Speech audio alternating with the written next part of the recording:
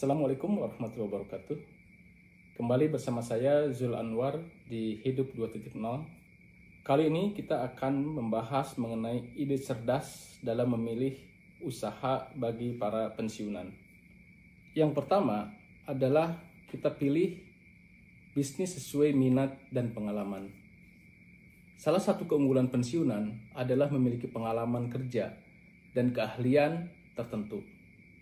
Oleh karena itu sangat bijak jika Anda membangun usaha itu sesuai dengan minat dan pengalaman yang Anda miliki. Sebagai contoh, misalkan kalau Anda sebelumnya seorang guru, maka tentu bisa Anda manfaatkan pengalaman Anda sebagai guru untuk misalkan membuka les private, mengajar anak-anak sekolah dengan bayaran tertentu. Yang kedua, misalkan kalau Anda seorang mantan pegawai di bidang keuangan, Anda juga bisa memanfaatkan pengalaman itu dengan memberikan konsultasi masalah keuangan. Atau mungkin Anda hobi dengan tumbuh-tumbuhan, Anda bisa juga mencoba dengan misalkan berkebun atau usaha seperti hidroponik. Atau kalau Anda punya hobi memasak, maka Anda bisa menyalurkan hobi memasak itu dengan usaha yang Anda akan geluti, yaitu misalkan dengan membuka suatu warung kecil, misalkan seperti itu. Yang kedua, yang tidak kalah penting adalah mulai usaha atau bisnis itu dari skala kecil dan bertahap. Usaha tidak perlu dimulai dari sesuatu yang langsung besar, tetapi kita harus memperhatikan risiko-risiko sehingga usaha itu mulai dari modal yang rendah, risiko rendah, kemudian jangan terburu-buru untuk mengeluarkan modal besar, dan penting juga untuk mengecek pasar. Jadi kita lakukan dari kecil, terus kita cek pasar seperti apa responnya, baru nanti kita upscale, kita besarkan usaha itu kalau memang responnya baik. Sehingga sangat penting bahwa dalam konteks ini kita harus memperkecil biaya. Misalkan kita tidak perlu suatu tempat yang besar, kita bisa mulai dari rumah dulu. Kita bisa menekan biaya operasional serendah mungkin. Tips yang ketiga adalah kelola modal dengan baik. Salah satu kesalahan yang sering dilakukan oleh para pensiunan adalah menghabiskan uangnya untuk berusaha, untuk melakukan usaha. Sehingga seringkali ketika usaha itu gagal, maka semua tabungannya habis.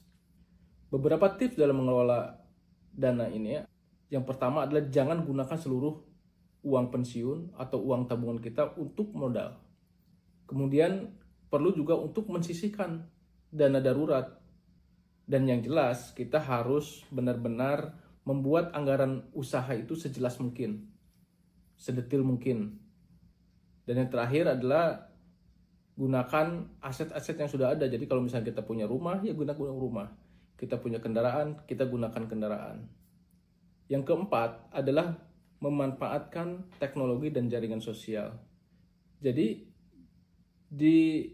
di era teknologi seperti sekarang, kita harus benar-benar bisa memanfaatkan teknologi itu untuk usaha kita. Untuk misalkan iklan atau untuk misalkan menyebarkan mengenai informasi tentang usaha kita, kita bisa menggunakan media sosial yang tersedia gratis. Tinggal kita bagaimana kita memanfaatkan media itu menjadi suatu sarana agar kita bisa mengembangkan usaha itu. Kemudian juga kita bisa melakukan usaha online. Jadi tidak perlu ada toko fisik, tapi kita bisa melakukan usaha secara online. Itu kita benar-benar bisa memanfaatkan teknologi yang tersedia ini sebagai langkah awal yang besar dalam memulai usaha. Tips yang kelima adalah kita harus fokus pada pelayanan dan memberikan nilai tambah. Kenapa? Karena sebagai usaha kecil tentunya pesaingnya akan banyak. Karenanya kita perlu mempunyai suatu nilai tambah terhadap produk yang lain. Nilai tambah itu bisa berupa pelayanan yang lebih baik, bisa dengan menjaga kualitas produk, yang selanjutnya adalah bisa juga dengan memberikan suatu tambahan terhadap produk yang kita berikan. Misalkan dengan packaging yang lebih baik, dengan layanan antar, atau misalkan semacam bonus atau gift terhadap produk yang kita jual. Tips yang keenam adalah kita harus terus belajar dan berkembang. Kita bisa mengikuti pelatihan-pelatihan, ya baik itu secara online atau yang secara langsung. Kita bisa menghubungi lembaga-lembaga yang memayungi UMKM. Banyak fasilitas-fasilitas di sana seperti pelatihan-pelatihan yang bisa kita ikuti. Nah, kita harus terus mengembangkan diri sehingga kita tahu perkembangan di sekitar kita, tahu tentang regulasi-regulasi yang mungkin regulasi-regulasi itu atau pengetahuan-pengetahuan itu akan membantu kita dalam mengembangkan usaha itu. Dan yang jelas, sangat penting bahwa kita harus mau mencoba. Kalau kita sekarang belum pensiun, itu adalah saat yang tepat untuk segera memulai.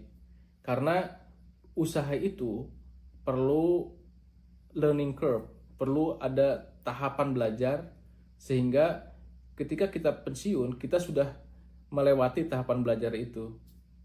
Terima kasih sudah bersama saya.